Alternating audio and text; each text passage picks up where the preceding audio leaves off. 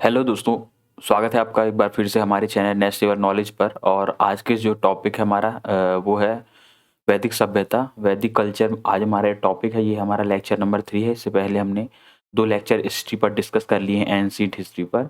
यदि वो वीडियो अभी तक आप लोगों ने नहीं देखा है तो आप लोग क्या कर सकते हैं, नीचे डिस्क्रिप्शन में लिंक दिया है, वहाँ से आप लोग हमारे प्रीवियस वीडियोज़ को देख सकते हैं। आप लोग क्या कर सकते हैं, आप लोग प्लेलिस्ट में जाके चैनल के वहाँ से भी वॉच कर सकते हैं। चलते अपने वीडियो की ओर। हमारा फर्स्ट क्वेश्चन है, वो है वैदिक साहित्य की रचना किस काल में हुई थी?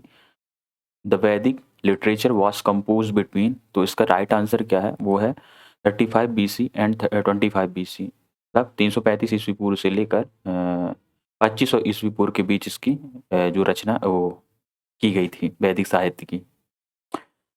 बात करते हैं इसके एक्सप्लेनेशन की, तो ऋग वैदिक साहित्य का रचना काल 1500 BC से लेकर 600 BC तक माना जाता है, किंतु आधुनिक शोध में यह सभ्यता जो है 500 BC के पास दर्शाया जाता है रहा है। वेद, ब्राह्मण, आरण्य तथा उपनिषद जिसे वेदांत क्रमशः वैदिक साहित्य में अंतर्गत आते हैं। और साहित्य की रचना जो है 1500 ईस्वी पूर्व से लेकर 600 ईस्वी पूर्व तक मानी जाती है।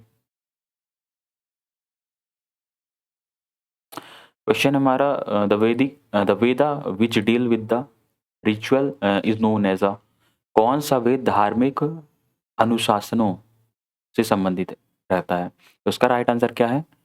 यजुर्वेद इसका राइट आंसर है। यजुर्वेद कर्मकांड प्रधान ग्रंथ है। यजुर का अर्थ होता है यज्ञ होता है। इसमें आर्यों से याज्ञिक नियमों एवं विधियों का उल्लेख मिलता है और इसके मंत्रों के उच्चारण को रोकने वाले को अधर्व्यू कहा जाता है। ऋग्वेद आर्यों के सामाजिक, धार्मिक, आर्थिक एवं राजनीतिक जीवन का विशद वर्णन ब्राह्मण ऋग्वेद में मिलता है। और ऋग्वेद के पाठ करने वाले ब्राह्मण पुरोहित को उर्त कहा जाता है। यहाँ पर कुछ मोस्ट इंपॉर्टेंट पॉइंट्स मिलते जा रहे हैं, जैसे उर्त हो गया और एक अधर्व्यू कहा जाता है। सामवेद इसमें होता है, साम का अर्थ गान से होता है। सामवेद भारतीय संगीत का जनक है और सामवेद का पाठ करने वाले ब्राह्मण पुरोहित की उदागता कहा जाता है। अथर्ववेद तंत्र, मंत्र, जादू टोना, वशीकरण एवं उपचार संबंधी औषधियों से संबंधित सूक्तियों एवं मंत्रों का संकलन अथर्ववेद में। इस वेद में पुरोहित ब्राह्मण जो थे, ब्रह्मा जो थे। तो हमने यहाँ पर देखा है यजुर्वेद, ऋग्वेद। ऋग्वेद में हमने क्या देखा, सामाजिक, धार्मिक, आर्थिक, राजनीतिक वर्णन था इसमें। नेक्स्ट क्वेश्चन हमारा, निम्नलिखित में से किस नदी को वैदिक काल में पुरुषनी के नाम से जाना जाता है? Which of the following river was known as a Purushni in the Vedic period? इसका राइट आंसर है रावी नदी। डी इसका राइट आंसर है। रावी नदी को वैदिक काल मतलब ऋग्वैदिक काल में पुरुषनी के नाम से जाना जाता है। दशराज युद्ध का उल्लेख ऋग्वेद के 7वें मंडल में है। यह युद्ध पुरुषनी नदी के तट पर सुदास एवं 10 जनों के बीच लड़ा गया, जिसमें सुदास विजयी हुआ। रावी नदी हिमाचल प्रदेश के कांडला जिले में रोहतांग दर्रे से निकलकर हिमाचल प्रदेश, जम्मू कश्मीर एवं पंजाब होते हुए पाकिस्तान में चली जाती है। आस्किनी को चिनाब, शत्रुदी को सतलुज तथा विप्सा को व्यास के आधुनिक नाम से जाना जाता है। रावी नदी का ऋग्वेद में नाम क्या था? तो इसका नाम क्या था? इसका राइट आंसर है D number, Purushni. Which is the river Vedic name of the Rigvedic, sorry, which is the Rigvedic name of the river? Right answer is D number. ऋग्वैदिक काल में भारत की अनेक नदियों का उल्लेख मिलता है, जिनमें प्रमुख रूप से सतलज, व्यास, झेलम, रावी, गंगा, यमुना, चेनाब और गंडक इत्यादि हैं। गंडक को सदानीरा कहा जाता है और सरस्वती को सबसे पवित्र नदी, चेनाब को असंकिनी, वहीं पुरुषनी, रावी नदी को, व्यास नदी को विपाशा, झेलम को वित्सता। जो ये हम क्वेश्चन डिस्कस कर रहे हैं वो कई बार एग्जाम पूछे जा चुके हैं। यहाँ पर जो हम एक्सप्लेनेशन इससे कर रहे हैं ताकि इससे रिलेटेड अगर क्वेश्चन बन सके तो हम लोग उसे भी अटेम्प्ट कर सकते हैं। तो आप लोग बने रहिए लास्ट तक। चलते हैं नेक्स्ट क्वेश्चन की ओर। निम्नलिखित में से कौन सा 7 विद्वान आर्यों के तिब्बत होम थ्योरी से संबंधित है? तो इसका जो राइट आंसर है वो है हमारा सी नंबर, दयानंद सरस्वती। आर्यों के उद्गम के स्थान के बारे में कई विचलित प्रसिद्ध दयानंद सरस्वती। आर्यों का उद्गम स्थल तिब्बत था। मैक्स मूलर के अकॉर्डिंग आर्यों का उद्गम स्थल मध्य एशिया था। गाइल्स का और मैकडोनल के जो आर्यों का उद्गम स्थल दक्षिण पूर्व यूरोप है। बाल गंगाधर तिलक, आर्यों का उद्गम स्थल उत्तरी ध्रुव है। संख्या दर्शन संप्रदाय की स्थापना किसके द्वारा की गई थी? तो इसका जो राइट आंसर है वो है Kapil. B number right answer है। संख्या दर्शन संप्रदाय की स्थापना कपिल द्वारा की गई थी। संख्या दर्शन भारतीय दर्शन के 6 प्रकारों में से एक है, जो प्राचीन काल में अत्यंत लोकप्रिय था। गौतम न्याय दर्शन तथा पतंजलि का योग दर्शन है। कुल कितने वेदांग हैं? तो इसका जो राइट आंसर है वो है कुल 6 वेदांग है। बी नंबर इसका राइट आंसर है। शिक्षा, स्वर जिसको हम बोलते हैं फोनोलॉजी, नॉक, ज्योतिष ज्योतिष शास्त्र में आँख, ज्योतिष शास्त्र में आँख, कल्प, अनुष्ठान शास्त्र में हाथ, व्याकरण शास्त्र में मुख, निरुक्त शब्द की उत्पत्ति का अध्ययन कान, छंद कविता के छंद पैर। इन्हें इस अवधारणा से दिया गया है। बात करते हैं वेदांग के संदर्भ में निम्नलिखित शब्दों में से कौन सा शब्द अनुष्ठान को दर्शाता है? तो इसका जो राइट आंसर है वेदांग के संबंध में कौन सा शब्द अनुष्ठान को दर्शाता है? वो है हमारा अ, अनुष्ठान शास्त्र हाथ। सॉरी।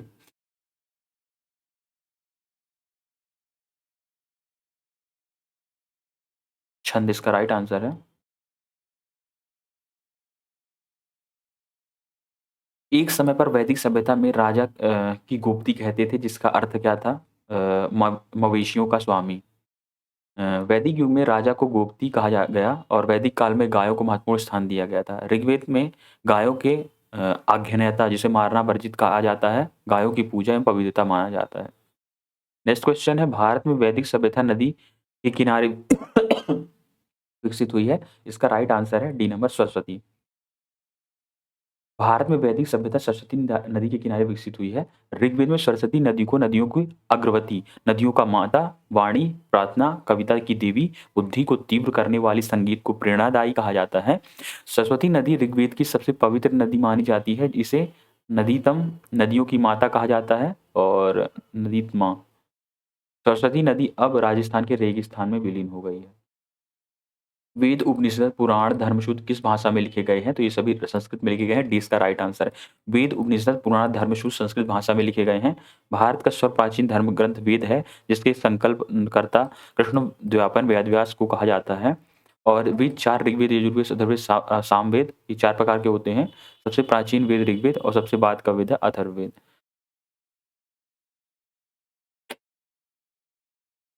नेक्स्ट क्वेश्चन है which is the oldest Veda among the 4 Veda? 4 वेदों में से सबसे पुराना वेद कौन सा है? ऋग्वेद है। ऋग्वेद सबसे पुराना वेद है। यह सनातन धर्म का सबसे आरंभिक स्रोत है। वेदों को संख्या ऋग्वेद, यजुर्वेद, सामवेद, अथर्ववेद 4 हैं।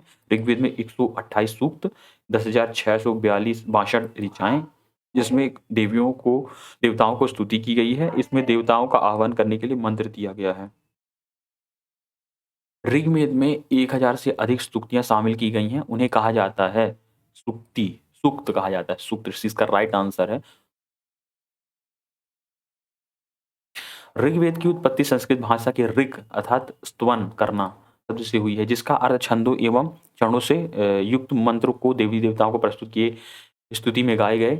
और ऋग्वेद में 1000 से अधिक लगभग 1028 सूक्तियां शामिल की गई हैं। उन्हें सूक्त कहता जाता है।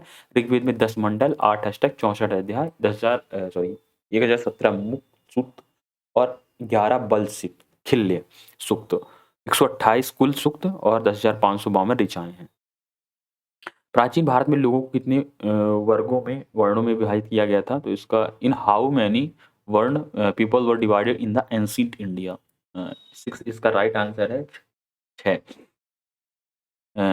चतुर्वर्ण समाज की कल्पना का आदि स्रोत ऋग्वेद में 10 मंडलों में वर्णित पुरुष सूक्त है जिसके अनुसार 4 वर्ण ब्राह्मण, क्षत्रिय, वैश्य और शूद्र हैं। भारत का सबसे प्राचीन धर्मग्रंथ वेद है जिनके संकलनकर्ता महर्षि वेदव्यास हैं और वेद 4 होते हैं ऋग्वेद, यजुर्वेद, सामवेद और अथर्ववेद। ऋग्वेद को पुस्तकों या मंडलों में विभाजित किया गया कितनी? 10। The Rigved is divided into books or mandals. भी इसका राइट आंसर है। वेद विश्व के प्राचीनतम साहित्य तथा हिंदुओं के आधारभूत धर्म ग्रंथ है। वेद मुख्यतः 4 होते हैं। ऋग्वेद को चारों वेदों में से सबसे प्राचीन माना जाता है। इसे 10 मंडलों लगभग 1028 सूक्त में विभाजित किया गया है जिनमें कुल 10,627 ऋचाएं हैं। यूनेस्को ने ऋग्वेद को 1800 से लेकर 1500 ईस्वी पूर्व की 30 पुंडलिपियों को सांस्कृतिक धरोहर की सूची में शामिल किया है। वैदिक भजनों या मंत्रों के संग्रह की कहा जाता है। इसका राइट आंसर जो है हमारा Samhita. The collection of Vedic hymns and a mantras is called. भजनों मंत्रों के संग्रह को कहा जाता है संहिता। हिंदू धर्म के पवित्रतम और सर्वोच्च धर्मग्रंथ वेद का मंत्र वाला खंड है।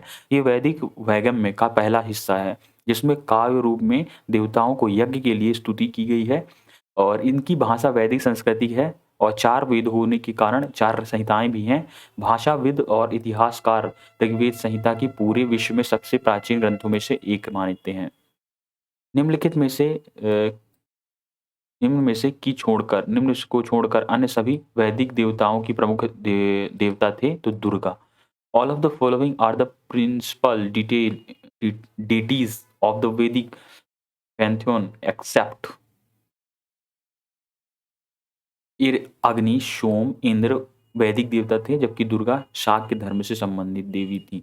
वैदिक देवताओं की संख्या 33 बताई गई है जिसमें अग्नि, सोम, बृहस्पति, रुद्र, इंद्र, प्रजापति, पर्जन्य, द्यौस, वरुण, मित्र इत्यादि प्रमुख देवता थे।